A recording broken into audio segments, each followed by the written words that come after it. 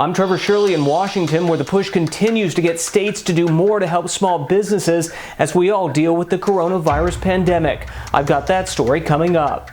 Moving doctor's appointments online. I'm Kelly Meyer reporting from Washington how investments in telehealth could help prevent the spread of the coronavirus.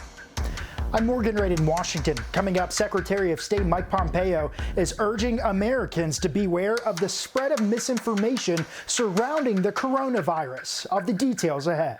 Scammers prey on the elderly during the coronavirus pandemic.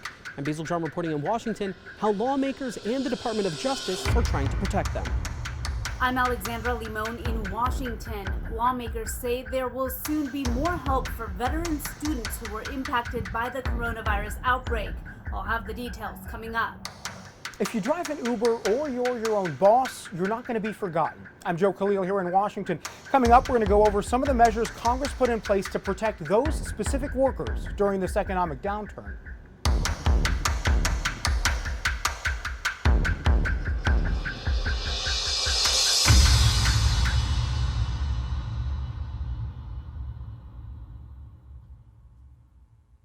I hope we will come back and make changes as needed in the near future. Members of Congress, like Indiana's Jim Banks, say the $2 trillion coronavirus relief package is only a down payment for struggling workers, businesses, and hospitals. We do know that we must do more. Speaker Nancy Pelosi is pushing for another round of direct payments to American workers, on top of the $1,200 going out to most low and middle income earners soon.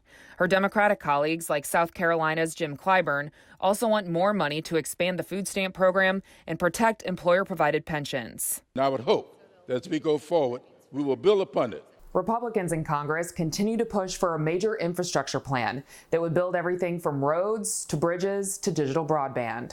Louisiana's Bill Cassidy says now's the time to save jobs and save money. We can borrow at record low interest rates. And so now we would do it and minimize the negative impact upon our debt. Alabama's Mike Rogers also wants to see more money for protective gear like masks, gowns, and hand sanitizer for immigration officers intercepting migrants at the border. They're putting themselves in harm's way with this deadly contagion. Lawmakers aren't scheduled to come back to Washington until after Easter. In the meantime, encourage the president to use the Defense Production Act for everyone. Tennessee's Steve Cohen urges President Trump to take full advantage of the laws already on the books to help states combat the coronavirus pandemic now. In Washington, I'm Jesse Tenor.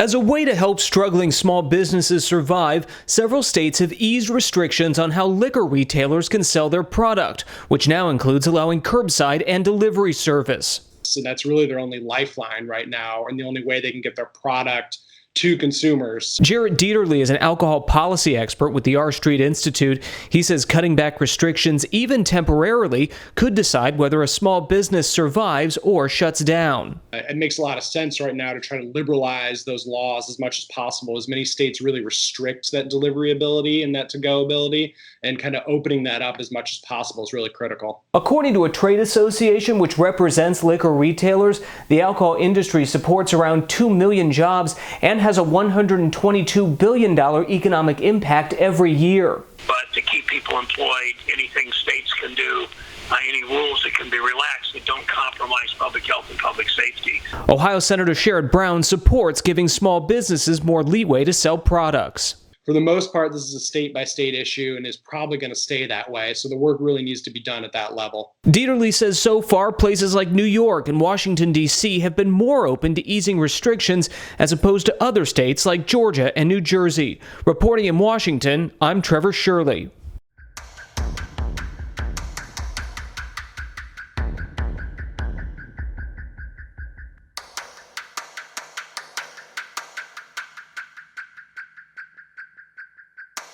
Healthcare workers on the front lines of the coronavirus pandemic are trying to do more checkups from home. We have moved every patient we possibly can to a virtual platform. Dr. Ned Legary is practicing what is known as telehealth, doing all his appointments virtually. That includes regular primary care visits, surgery follow-ups, and even potential coronavirus cases. Minimizing exposure, keeping people separated, reassuring people who are fearful, and taking care of urgent and even chronic medical needs that need to be maintained as they come along. President Trump expanded access to Medicare telehealth services in early March. As the virus continues to climb, doctors are using the technology to avoid overwhelming their colleagues in the ER. It's a format some lawmakers on Capitol Hill are pushing for too. This crisis has really brought it home to a lot of people. Democratic Alabama Senator Doug Jones says he's been working on telehealth issues since he got to the Senate in 2018. He believes telehealth isn't just for people to do over a computer, it's over the phone too. A lot of our seniors and a lot of folks don't have internet. A lot of them don't know how to use internet, but they know how to use a telephone. Jones says he wants to see healthcare providers reimbursed for all formats and made sure those changes were included in the stimulus package Congress passed and the president just signed. Reporting in Washington, I'm Kelly Meyer.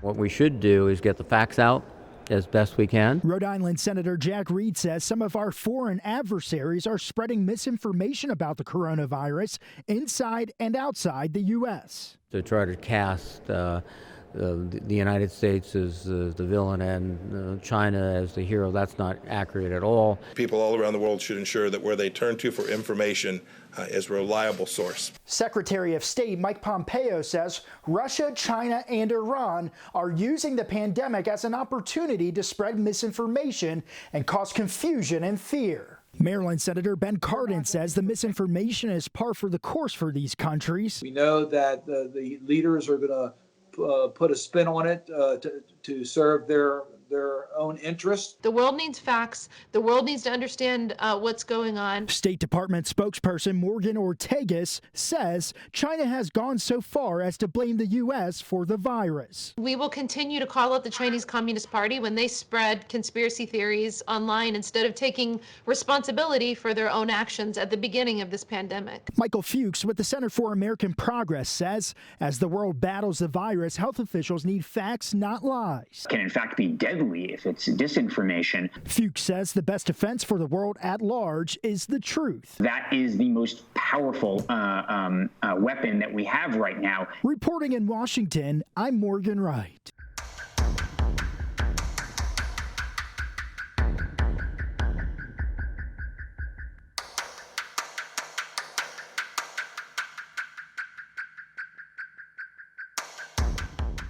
Congress wants to make sure the coronavirus pandemic doesn't cost student veterans their education benefits. Lawmakers approved one bill 2 weeks ago. There was much more that remained to be done. Chairman of the House Veterans Affairs Committee, California Congressman Mark Takano, has introduced a new bill to address issues like canceled classes or veterans who don't have the broadband internet to attend classes online. The new legislation in the U.S. House would bridge the gap to ensure those veterans also keep their full benefits throughout this public health emergency. And that includes work-study income for veterans who have lost their work-study jobs. And what we do in this bill is we say, even though you can't continue to go to your work-study job, you're still going to get the income for that work-study job. The bill is a bipartisan effort. Congressman Phil Rowe is the top Republican on the House Veterans Affairs Committee.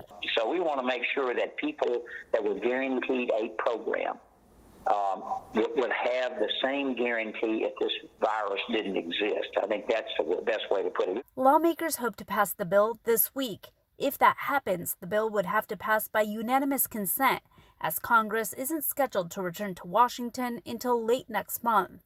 In Washington, Alexandra Limon.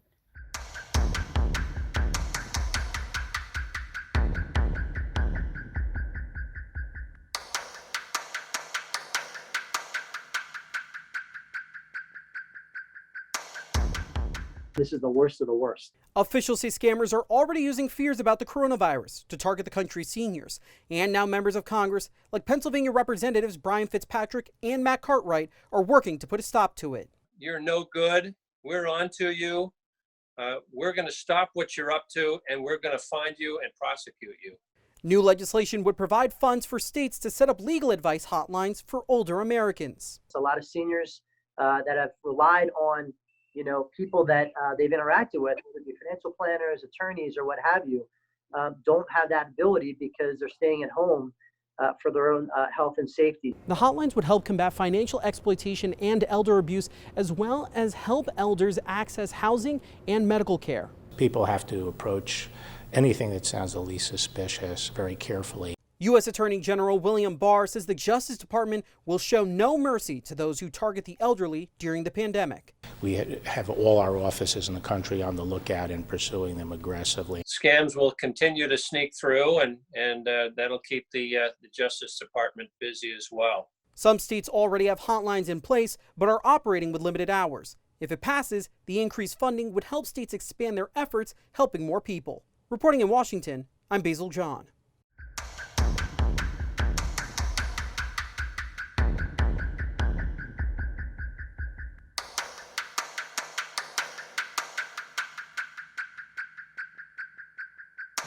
For the first time, millions of independent contractors and gig economy workers can collect unemployment benefits. That's one of the things that I pushed hard for and the Democratic caucus pushed hard for. Congressman Harley Ruda says many self-employed Americans don't have a safety net for the economic downturn caused by coronavirus. Until now, millions of workers, from freelance writers to rideshare drivers, weren't eligible for paid sick leave or insurance benefits. Ruda and his fellow California lawmakers say they worked hard to secure protections for those specific workers in the massive stimulus package that the president signed into law on Friday. Better protect those workers that typically would not be protected under unemployment insurance. Ruda says the bill also includes one-time emergency payments and even small business loans for independent contractors. The gig economy workers, the Uber drivers, et cetera, the folks that live paycheck to paycheck, those are the ones that are getting hit the hardest. Congressman Ami Bera says some of the indirect relief measures in the stimulus package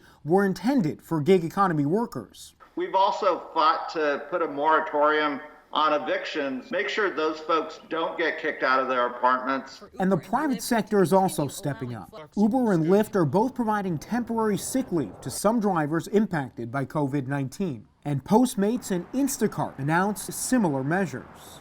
In Washington, I'm Joe Khalil.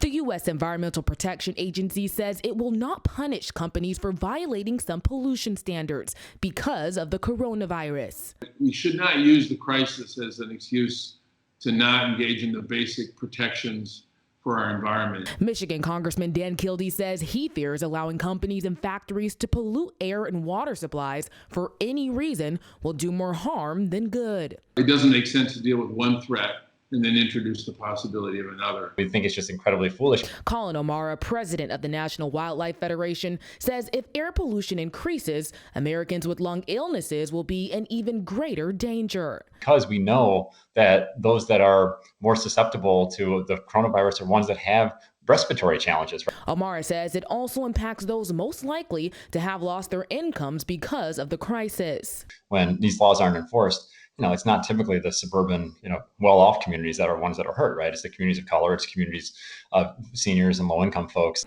In a memo, the EPA says polluters will get a break if they can show how the coronavirus outbreak made it difficult to meet pollution standards. Kildee says he wants answers. Obviously, they'll hear about it from Congress. Some states say they will step in if the EPA truly steps away from enforcing the pollution standards. The EPA says the rule is temporary. In Washington, Raquel Martin.